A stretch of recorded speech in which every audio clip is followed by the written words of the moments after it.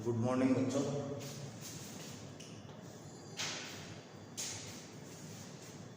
हमारे टॉपिक चल रहा है सूरदास। सूरदास के बारे में कुछ हद तक हमने कवि परिचय पढ़ लिया, कुछ बाकी है। कल मैंने आपको बताया था कि सूरदास की 3 रचनाएं उपलब्ध हैं। यदि आपके क्वेश्चन बन जाए सूरदास की कितनी रचनाएं हैं, तो आपको 3 रचनाएं बतानी है: सूरसागर, सूरसारावली और साहित्य लहर। ये 3 रचनाएं। अब इन 3 रचनाओं में आपके जो पाठ्यक्रम है, सिलेबस है, इसमें क्या है?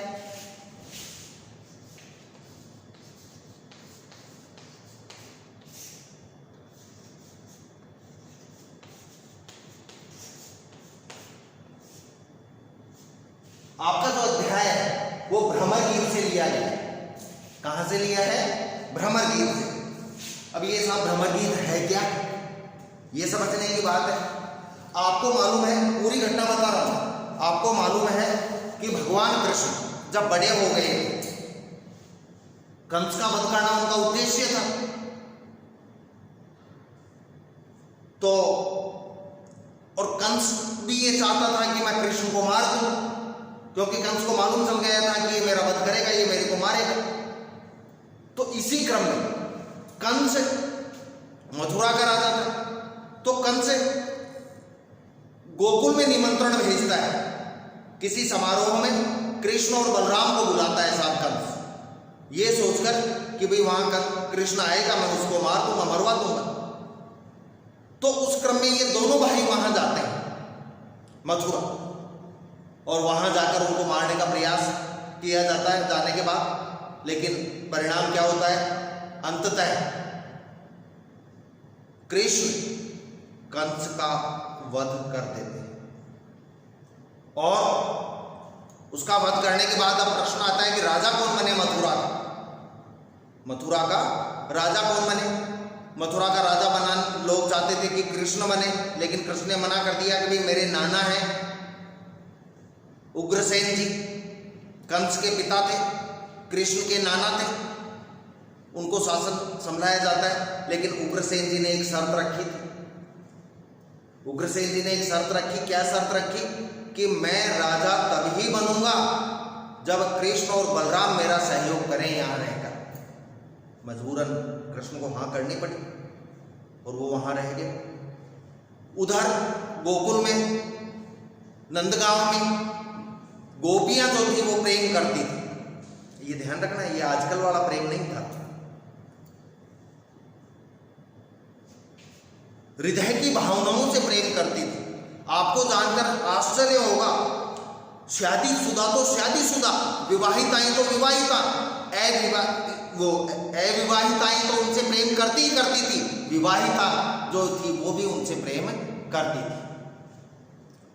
तो कृष्ण को जब लंबा समय हो गया मथुरा में रहते हुए, तो उनको याद आया कि भाई मैं गोकुल में गोपियां हैं जो मुझसे प्रेम करती हैं, वो मेरे विरह में, मेरी याद में दुखी हो रही होंगी, उनके पास कहीं कोई संदेश भिजवाना चाहिए। लेकिन अब संदेश कौन लेकर जाए? कोई विद्वान आदमी, विद्वान पुरुष ही संदेश लेकर जा सकता है। उन्होंने नजर दौड़ाई तो उनकी नजर एक व्यक्ति पर पड़ी जो अति विद्वान थे, बहुत विद्वान थे, जिनका नाम था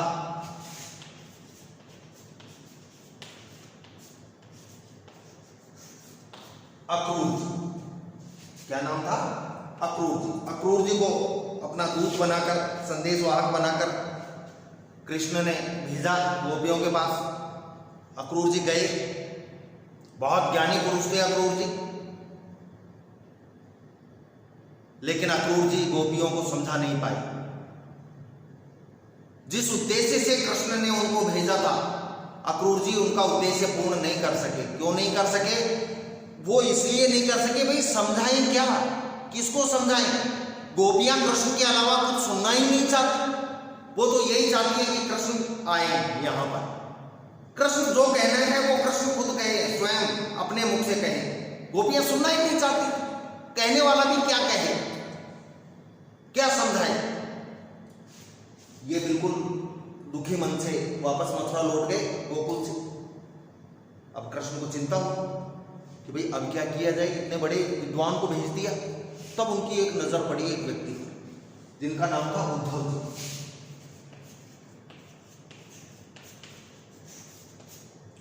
उद्धव जी कैसे व्यक्ति थे? अविवाहित थे, विवाह नहीं किया था इन्होंने, और प्रेम के कट्टर विरोधी थे।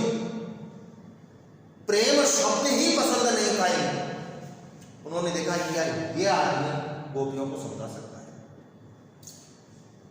ये प्रेरित कर सकता है। तो उद्धव जी को भेजा, राज परिवार की तरफ से गए थे, सोने के रथ में बैठ कर गए।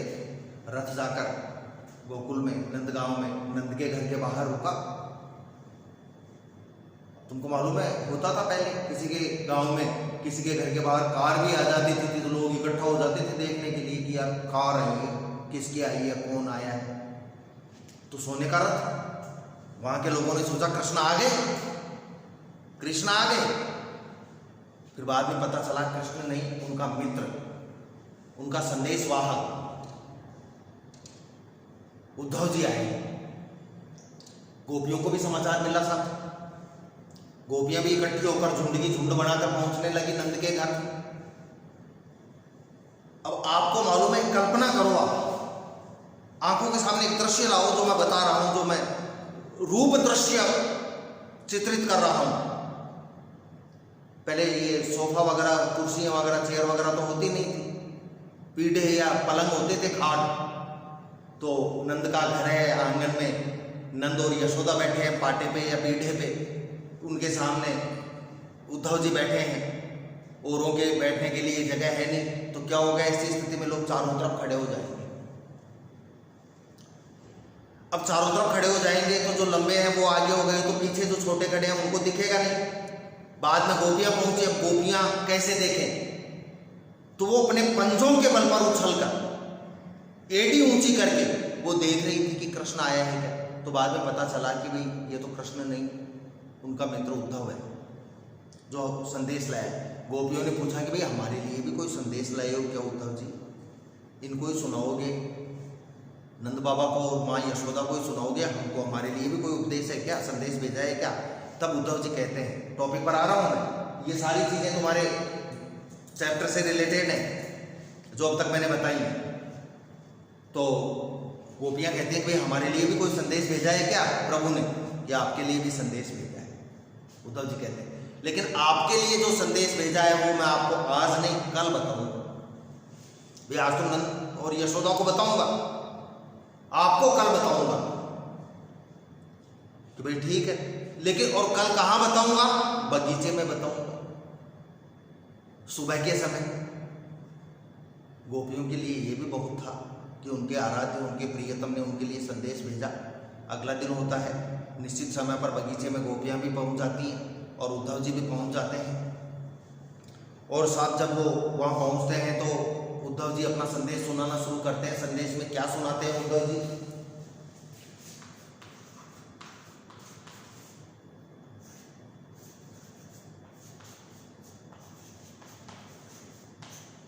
निर्गुण ब्रह्म के बारे में बताते हैं, ज्ञान योग के बारे में बताते हैं,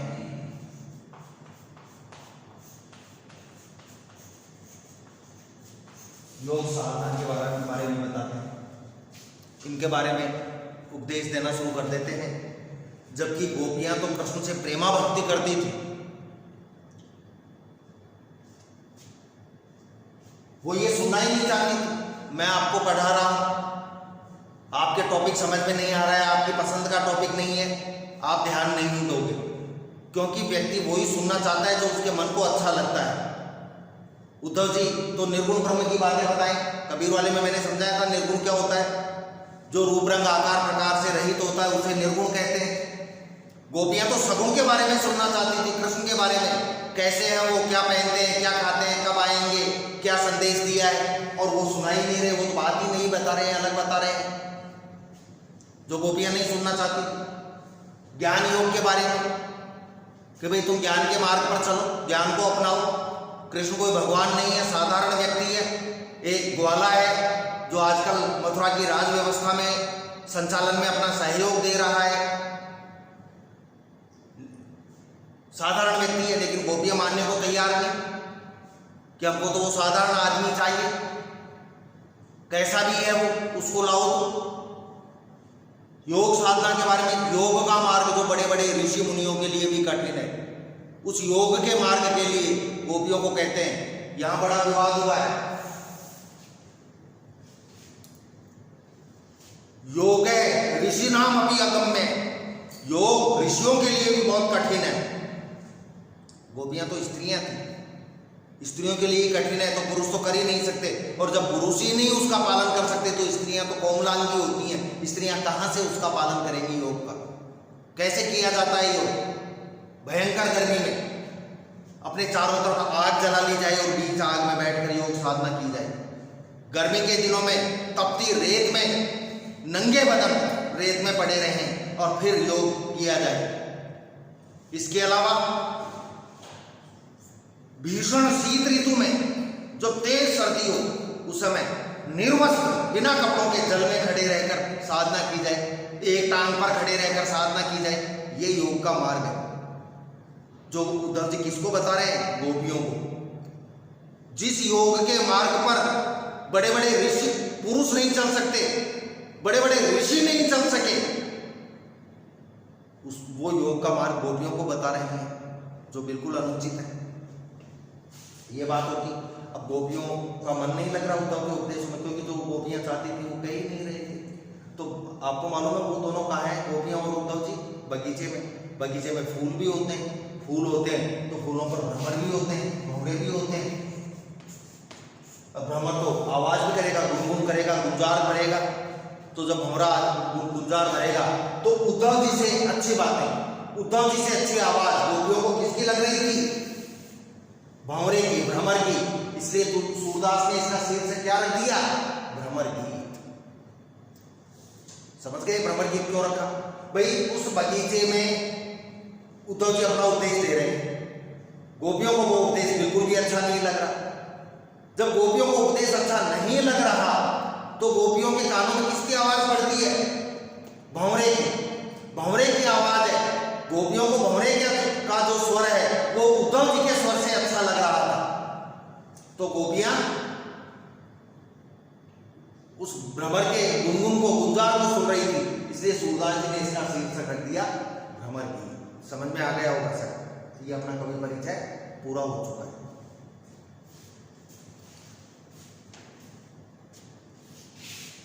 इसमें एक दोहा है, उस दोहे को समझ लीजिए आप, कवि परिचय में भी काम आएगा। इसके अलावा भी है इसका महत्व।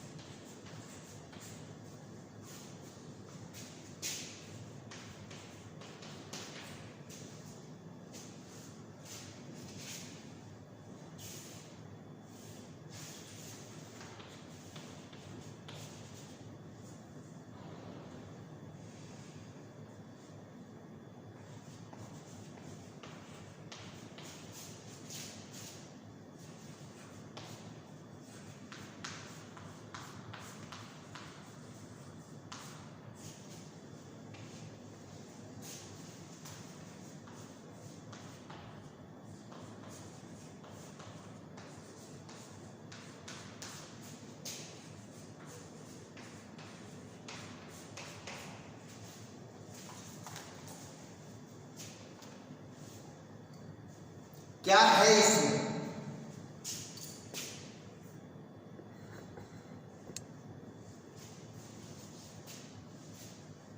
बुक में है आपके कवि परिचय।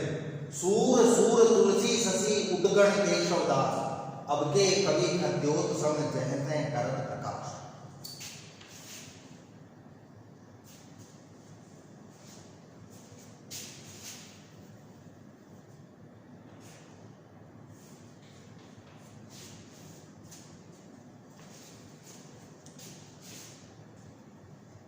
साहित्य रूपी नक्षत्राकाश में सूर सूर, पहले सूर का मतलब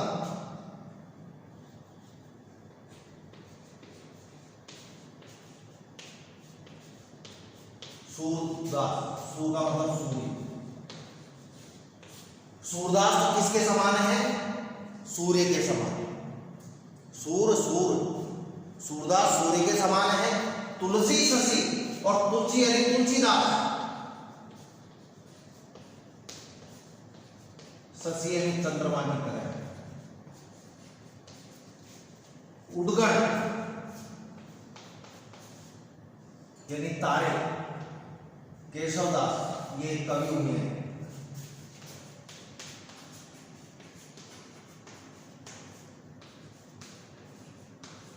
रीतिकाल के कवि हुए, समझा दूंगा रीतिकाल।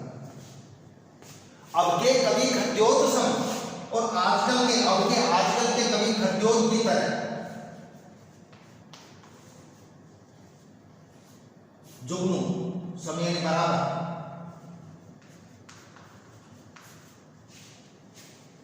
मतलब साहित्य रूपी नक्षत्र आकाश में सूरदास किसके समान है? सूर्य के समान। सबसे ज्यादा चमकीला ग्रह, सबसे ज्यादा तेजस्वी ग्रह कौन सा है? सूर्य।